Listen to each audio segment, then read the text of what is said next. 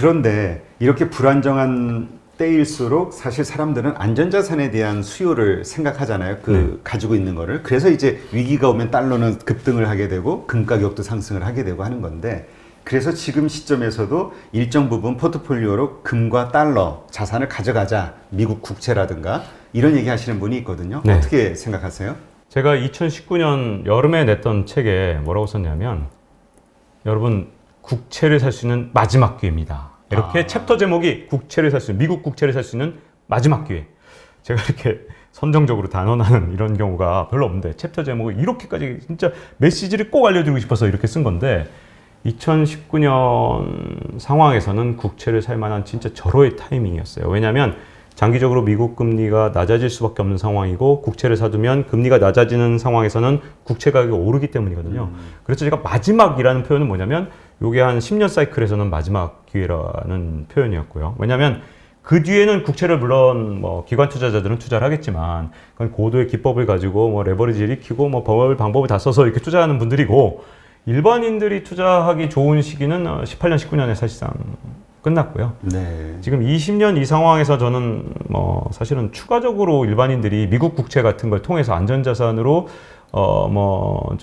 위험을 회피한다? 저는 아니라고 봅니다. 왜냐면 안전자산도 위험할 때가 있는데, 미국 국채는 지금 어떤 상황이냐면, 금리가 물론 더 미국 경제가 안 좋아지면 마이너스 금리가 할 수 있죠. 그럼 국채가 훨씬 더 많이 오르겠죠. 그렇죠. 근데 그 가능성만큼 이제 금리가 올라서, 예를 들어 물가가 오르든 뭐 신흥국이 위험해지든, 그래서 금리가 올라서 국채 가격이 급락할 가능성도 비슷하기 때문에 50대 50이기 때문에 안전하지가 않아요.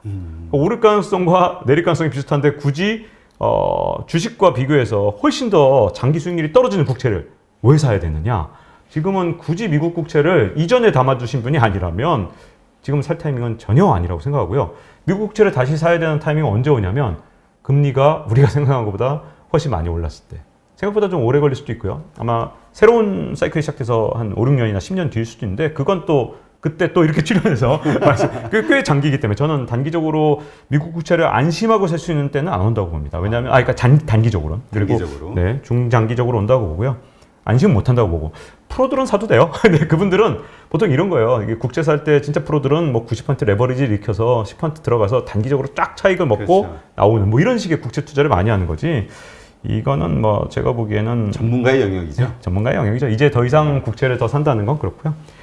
자, 금도 똑같은데, 제가 지난해 썼던 부의지각 변동이라는 책에서 아주 금 사라, 금 꼭 사셔야 돼요. 이건 정말 위기를 대비하는데 이만한 게 없어요. 라고 했는데, 실제로 금 가격이 또 올 한 여름까지 한 40%, 제 책이 나온 시점부터 계산해 보니까 딱 한 40% 올랐다가 지금은 좀 조정을 받았죠. 근데 제가 이번 책에서는 조금 중립으로 띄워버렸거든요. 국채하고는 좀 달라요. 국채처럼 아예 지금 좀 이거는 좀 금융시장 전문가만 사세요, 이건 아니고, 금은 좀 이제 중립으로 띄워버렸는데, 그 이유가 굉장히 중요한데, 자, 금이라는 게 어떤 식으로 가격이 결정되느냐, 이게 금융상품이라기보다는 또 이게 일종의 그냥 상품 자체잖아요. 원자재. 네, 원자재잖아요. 또 원자재기도 하고 여러 가지 방법으로 이게 소비가 되는데, 자, 보세요. 금이라는 걸 생산할 때 일단 채굴 기술 이런 게 되게 중요한데, 석유뿐만 아니라 금도 이렇게 채굴 기술이나 아니면 금광을 개발하는 시차 이런 것들에 의해서 금의 생산량이 막 출렁출렁합니다. 그런데 아주 특이한 점을 하나 말씀드리겠다면, 이 금 생산량이 인류 역사 이 5,000년 동안 지금까지 총 생산한 게, 그래서 인류가 지금 현재 갖고 있는 금의 총량이 19만 톤 정도 돼요. 그런데 최근 100년 동안 생산한 게 11만 톤이 넘어요. 절반이 넘어요. 그러니까 인류가 5,000년 동안 생산한 것보다 이 최근 100년 동안 생산한 게 얼마나 많은지를 보여주는 거죠. 자, 그러다 보니, 자, 금 가격이 언제 굉장히 안 좋았냐면, 1980년부터 한 2000년까지 한 20년 동안 금 가격이 한 3분의 1 토막 났거든요. 네. 자, 그 3분의 1 토막 난데 두 가지 원인인데, 그때 진짜 기술혁명이 여러 번 성공적으로 일어났고, 그러면서 금 생산량이 엄청나게 높아졌어요. 그리고 또 하나는 미국이 달러를 정말 제대로 된 기축통화를 만들기 위해서 금을 완전히 죽여야겠다고 생각을 했는지, 선물 시장에서 시장 조작하고, 그 다음에 영국까지 막 부추겨서 영국을 동원해서, 남의 나라를 왜 동원하는지 모르겠는데, 영국이 막 금 가격을. 그래서 진짜 형제의 나라구나 생각할 정도로 영국까지 동원해서 금 수요를 완전히 무너뜨려 놔서 한 20년 금 가격이 3분의 1 토막이 나는 일이 있었습니다. 그런데 제가 왜 과감하게 2018년, 19년에 금을 사세요라고 했냐면, 첫 번째는 금 생산 혁명이 총 20세기 들어서 4번 일어났는데 그 뒤로 안 일어나더라고요. 아직은 없어요. 뭐 생산 혁명이 일어났는지 계속 제가 지표를 보고 있는데 아직은 안 일어났어요. 그다음 또 하나는 생산 쪽에서 무슨 문제가 생겼냐면 원래 이제 금 가격이 엄청 오르면 이제 계속해서 금광을 개발해야 되는데 그렇죠. 예, 신규 금강 개발이 다 실패했습니다. 거의. 아마 한두 개 성공했다는 얘기가 있을 정도예요. 진짜 신규 금광, 이렇게 대량 생산할 수 있는 금광이 새로 개발하는데 2010년 이후에 투자한 것들이 거의 다 실패를 하는 바람에 금 생산량이 이렇게 좀 약간 플랫하게 그동안은 확 올라가다가 좀 안정이 되더라고요. 자, 그러면 이제 어쨌든 공급 측면에서의 좀 걱정이 좀 줄어든 거죠. 근데 올해는 제가 이렇게 금을 그럼에도 불구하고 좀 중립으로 띄우는 건 수요 쪽면에서 문제가 좀 생겼거든요. 자, 금을 사용하는 데 있어서 가장 많이 사용하는 건 뭘까요? 전체 절반을 이걸로 쓰거든요. 금이 한 분기당 수요가 한 1000톤 된다 그러면 500톤은 이걸로 씁니다. 뭐 이게 상품을 좀 주셔야 제가 의욕이 생기는. 장신구로 씁니다. 장신구. 이게 보석 여기에 이제 붙일 때 금으로 쓴 거잖아요. 네. 저 딴 거 생각했는데. 어떤 걸 사실 궁금한데 하여튼 1000톤이 금 수요가 있으면 보통 1분기당, 한 분기당. 뇌물. 예물. 예물도 결혼 장신구니까. 보통 많이 예물도 들어가 있죠. 예물도 왜냐면 그것도 장신구니까. 그래서 장신구로 금을 제일 많이 쓰는 건 한국이 아니고 인구가 많은 인도나 중국이 많이 쓰고요. 네. 인도 분들이나 중국 분들이 많이 쓰는데 이걸 온통 이제 막 금으로 치장하시잖아요. 그렇죠. 이분들. 근데 그러다 보니까 금 가격에 굉장히 인도나 중국의 금 장신구 수요가 굉장히 큰 영향을 미치는데 이게 금 가격이 문제는 뭐냐면 금 가격이 막 올라가니까 장신구를 살 수가 없는 거예요. 그다음 두 번째는 중국이나 아니면 인도 사람들이 지금 코로나19 위기 상황에서 돈을 쓸 수가 없으니까 이거 그렇지. 금을 사느니 일단 아직은 돈이 갖고 있어야겠다. 좀 불안한데? 그래서 차라리 달러를 갖고 있는 그런 상황 정도로 보시면 되고 그러다 보니까 장신구 수요가 확 줄어버렸어요. 지금 장신구 살 만한 여유가 아직 없는 거예요. 그러다 보니까 금 가격이 제가 그래서 이번 책에서는 좀 중립으로 띄웠지만 그럼에도 불구하고 여전히 금을 조정받을 때마다 살 필요는 좀 있습니다. 그 이유는 뭐냐면 앞으로 이제 몇 년 뒤가 될지 모르겠지만 이게 지금 시장이 좀 압축해서 지금 움직이기도 하기 때문에 생각보다 빨리 올 수도 있고 아니면 좀 아직은 뒤에 올 수도 있지만 어떤 시스템적인 위기가 왔을 때 우리를 지켜주는 최후의 보루는 결국은 나중 가면 이 진짜 위기가 오면 우리가 전통으로 회귀하기 때문에 약간 금을 자산의 아주 일부 좀 어느 정도는 편입을 해둘 필요가 있는 거죠. 네. 근데 이제 사실 올 8월까지 쭉 오르다가 8월 이후로 이제 좀 하락 그 형태를 띄우고 있잖아요. 금 네. 시세가. 네. 근데 이제 그 얼마 전에 저희도 이렇게 그 EU에 대해서 한번 살펴봤더니 그동안에 미국 정부에서 그 금 선물 증거금이라든가 뭐 네. 레버리지를 줄인다든가 여러 가지 정책을 통해서 누르는 어떤 행동들을 했고 그 이후로 이게 금값이 떨어지는 거 아니냐. 그러니까 맞습니다. 결국 미국 정부가 달러 기축 통화를 지키기 위해서 개입을 했고 말씀하신 대로 20년 동안 하락했다고 했잖아요. 네. 앞으로 계속 이런 일이 벌어지지 않을까 걱정이 되거든요. 제가 부의 골든타임에 문구에도 써놨는데 책에도 뭐라고 썼냐면 금값의 가장 큰 리스크는 미국 정부다. 왜냐하면 이 사람들이 사실은 1930년대만 해도 이 초록색 종이를 빚지 않았어요. 달러가 이게 뭐야 이거. 그래. 그리고 진짜 우리의 돈은 역시 금이야. 그래서 대공황이 딱 일어나니까 사람들이 이제 돈을 막 찍었잖아요. 그러니까 그 당시 1930년 정도 그 당시의 사람들이 전부 다 달러를 가지고 금으로 다시 태환해달라고. 그 당시만 해도 금으로 바꿔주는 금태환이 됐었거든요. 그래서 자꾸만 금으로 바꿔달라고 하니까 그 당시에 이제 루즈벨트 대통령이 대통령을 취임하면서 이 긴급 조치를 발령합니다. 그게 뭐냐면 앞으로 미국인 중에서 금을 사고 팔거나 하면 10년 이하의 징역. 그리고 지금 돈으로 한 1억 원 정도의 벌금을 물리겠다. 그리고 금을 소유해서도 안 된다. 모든 금은 미국인들은 모든 갖고 있는 금을 연준에 갖다 바쳐라. 그러면 정해진 돈을 주겠다. 그러면서 금가격 한 2배로 올려버렸어요. 그래갖고 사실 대공황을 좀 넘어서는데 그게 큰 도움이 되는데 왜냐면 금하고 자꾸만 태환하려고 그러고 금으로 바꾸려고 그러는 그런 상황에서는 돈을 마음 놓고 못 찍는 거예요. 금을 찍는 순간 금으로 바꿔줘 이래버리니까. 그렇죠. 자, 그런데 그게 지금도 본질적으로는 바뀌지 않았거든요. 왜냐하면 돈을 계속 찍으면 자, 우리는 이제 이렇게 생각을 하겠죠. 그럼 대체할 수 있는 게 유로화, 위안화, 엔화? 아유, 걔네들도 돈 풀었네 이렇게 생각하잖아요. 그러면 막 근데 최근에 생산량이 지금 제한된 게 뭐지? 금이네. 이렇게 되는 그날이 오면 안 돼요. 그날이 오면 달러화는 진짜 끝나는 거거든요.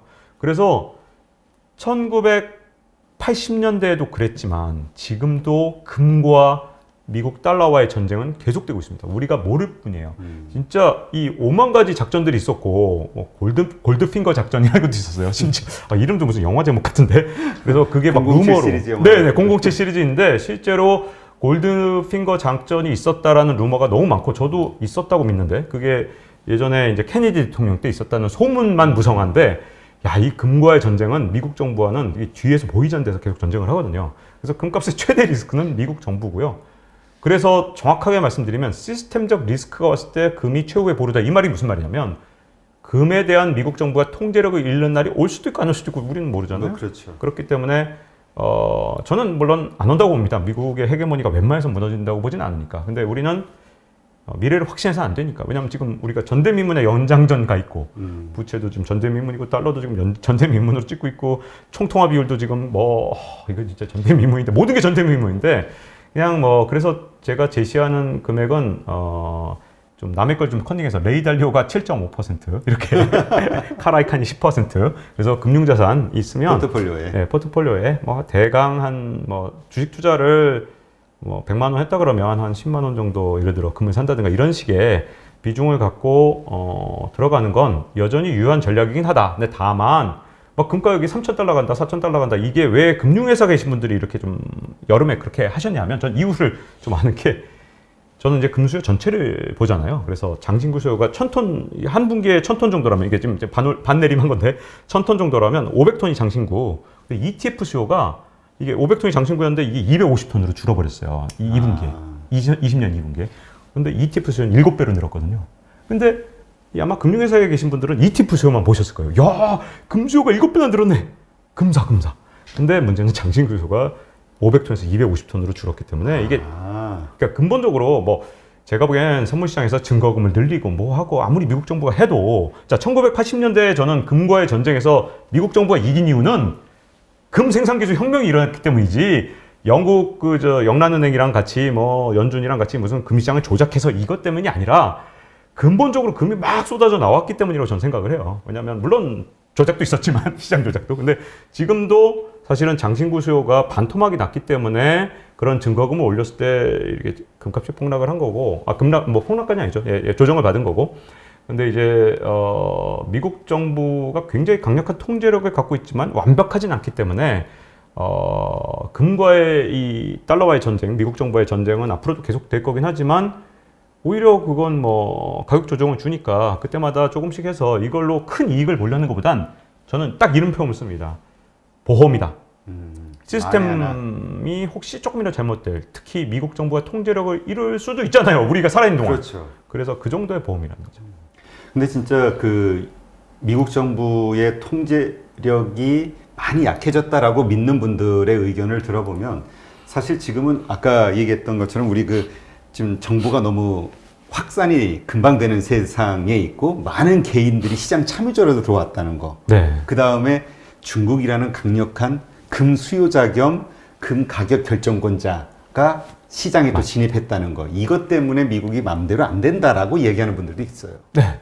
그것도 정말 정확한 지적이신데요. 그래서 미국이 예전처럼 원톱일 때는, 그러니까 구소련이 붕괴된 다음에 원톱일 때 잠깐은 진짜 모든 것의 가격 설정을 할 수 있었을지 모르지만 정부가 진짜 원한다면 지금은 안 되는 게 너무 많고요. 그 근본적인 미국 정부의 힘이 소진되는 게 뭐냐면 그러니까 로마 제국에 비유하자면 은에 동을 섞은 만큼 미국의 힘은 떨어지는 거예요. 그러니까 지금 이 초록색 지폐 이게 힘이 있는 동안은 미국 힘이 있지만 여기에다 자꾸만 불순물 섞어서 색깔이 자꾸만 이제 퇴색되고 있는데 이 양적완 한 금액만큼 이 달러화의 초록색이 점점 덜 선명해지는 거죠. 그래서 물론 이제 이게 단기적으로 막 진짜 금방 올 거냐 이거는 저도 아니지만 약간은 예전보다는 미국이 통제력을 분명히 상실했기 때문에 임계 상태라는 건 어떻게 오냐면 물이 끓을 때 99도까지 끓지 않다가 그때까지 모르거든요. 그렇죠. 이게 99도인지 아닌지 모르다가 딱 끓으면 갑자기 보글보글 하잖아요. 그렇기 때문에 이 물이 끓기 전까지 우리가 갖고 있는 정보로 알 수 없는 정보들이 너무 많기 때문에 그건 어떤 경제학 석학도 알 수가 없어요. 그렇죠. 그러니까 지금 물이 안 끓는다고 해서 물이 안 끓을 것이다라고 생각하는 건 좀 위험한 생각이기 때문에 많이 하다 끌으면 한 그 레이달리오나 카라이칸처럼 한 7.5나 10% 정도 갖는 건 제가 보기에는 뭐 보험 측면에서, 그리고 금이 뭐 그렇다고 뭐 진짜 뭐 엄청나게 단시일 내에 급락할 거냐 그것도 아니기 때문에 이 지속적으로 조금 시간을 가져가면서 조금씩 이제 그 비중만큼 가져가는 건 나쁘지 않다고 봅니다. 네. 근데 참 이게 그렇게 합리적으로 말씀하신 대로 이렇게 하면 괜찮은데 어떤 분들은 거기다 베팅을 올인을 해요. 뭐 4천 달러 간다 이런 일트로연스에 아이고 그건 정말 금가격 제가 말씀드렸잖아요. 최근 한 100년 동안 가장 많이 오르는 게 금값이다. 물가에 비해서 제일 덜 오르는 게 금값이에요. 그러니까 뭐 굳이 말씀드리자면 포텐셜 그러니까 잠재력은 크지만 그렇다고 해도 과거의 이력만 보면은 막 이게 엄청난 수익을 단기간에 줄 만한 건 아니거든요. 다만 이제 극심한 금융 시스템의 변동이 왔을 때는 금값이 얼마나 오르는지를 보여줬을 때가 1970년대인데 그때 이제 금태환 중지선을 닉슨 대통령이 한 다음에 한 10년 동안 10년도 안 걸렸을 거예요. 한 24배 금값이 오른 적이 있거든요. 그러니까 시스템 붕괴죠, 일종의. 왜냐하면 금태환을 증지했으니까. 그러니까 그런 식의 시스템 붕괴는 뭐 최근에도 한 번 있었고 한 50년 전에. 그리고 그게 일어났을 때는 이제 어떤 다른 자산 가격 하락을 충분히 이제 24배나 올랐으니까 그때로 치면. 근데 만약에 시스템 붕괴가 일어나면 다른 자산 가격 하락을 커버해 줄 수 있는 보험이다. 이 정도가 딱 맞는 것 같습니다. 네. 요거는 어떻게 생각하세요? 어떤 분들은 금 가격이 이렇게 주춤하는 게 그 비트코인, 그러니까 금에 대한 수요가 좀 비트코인 쪽으로 수요가 좀 분산돼서 약해지는 것일 수도 있다. 이런 얘기하는 분들이 또 있어요. 네네. 이거 굉장히 풍선 효과하고 굉장히 연관이 있어요. 제가 보기엔 아까 말씀하신 선물 증거금을 올려버리니까 이게 당장 어쨌든 불편하잖아요. 선물 진짜 하시는 분들은. 그러니까 그렇죠. 당연히 이 풍선을 누른 만큼 비트코인으로 간 측면이 있고요. 비트코인도 똑같습니다. 미국 정부가 그러면 이걸 왜 놔두느냐? 아직은 자기들의 달러에 전혀 위협이 되지 않기 때문이죠. 작으니까 규모가. 네네. 아직은 무시해도 되니까요. 그래서 지금은 금은 언제 내 달러의 지위를 위협할지 모르니까 미리 찍어 누르는 거고요.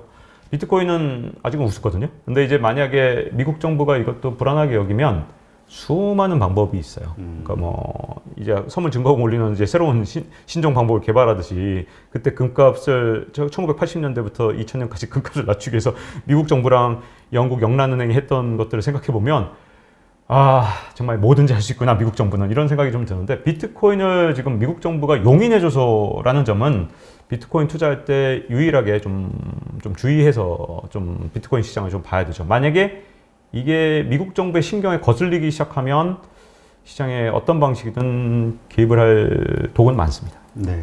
그러니까 말씀을 듣다 보니까 이제까지 달러의 패권, 기축통화 패권을 위협하는 건 뭐 위안화가 될까, 뭐 엔화가 그래서 뭐 무너졌나 뭐 이런 생각이었는데 사실 근본적으로는 금일 수도 있겠다라는 생각이 드네요. 그러니까 사실 미래를 예단하기 참 어렵고요. 그러니까 비트코인 같은 암호화폐와 금과 사실 진짜 극단적이잖아요. 그렇죠. 한쪽은 정말 아직 미성숙한, 물론 비트코인 투자하시는 분들은 믿죠. 금 이상이 될 될 거라고 라고 믿으시는데 아직은 미성숙했다고 보는 건 뭐냐면 이게 정말 금을 대체할 만큼 달러를 위협하느냐 요 측면, 그러니까 지금 이제 얼마나 올랐냐가 아니라 거기선 아직 미성숙했다는 거죠, 암호화폐가. 근데 금이라는 거는 이미 인류 역사에서 진짜 오랫동안 통화로 있었던 거잖아요. 그래서 달러화가 흔들릴 때 전통으로의 회귀냐 아니면 미래의 진보냐는 사실 아직 정해진 건 없죠. 그렇기 때문에 조금 이건 연구가 좀 필요한 분야인 것 같습니다. 네. 네, 오늘 이렇게 해서 팬데믹 버블이라는 이 특수한 상황에서 우리가 어떻게 이 어려운 시기잖아요. 지혜롭게 살아나가고 오히려 이 기회를 활용해서 부를 늘려나갈 수 있을지, 이와 관련해서 부의 골든타임이라는 아주 멋있는 제목으로 책을 내신 우리 박종훈 기자님과 이야기를 나눴는데 정말 그 여러 가지를 많이 생각하게 하는 그 인사이트가 정말 풍부하시네요. 고맙습니다. 정말 긴 시간이 정말 너무 짧게 흘러간 듯한 그런 생각이 들고요. 네, 하여튼 방송을 보시는 분들도 지금의 우리 시점이 어디에 위치해 있는지 한번 점검을 한번 해보면서 너무 무리한 욕심을 내면 안 되겠구나 이런 생각은 드네요. 네, 지금 욕심은 꼭 필요하지만 무리하지 않는 게 지금 제일 중요한 덕목인 것 같습니다. 네, 오늘 정말 훌륭한 인사이트를 함께 이렇게 나눠주신 박종훈 저자님, 기자님께 감사 말씀드립니다. 고맙습니다. 네, 고맙습니다.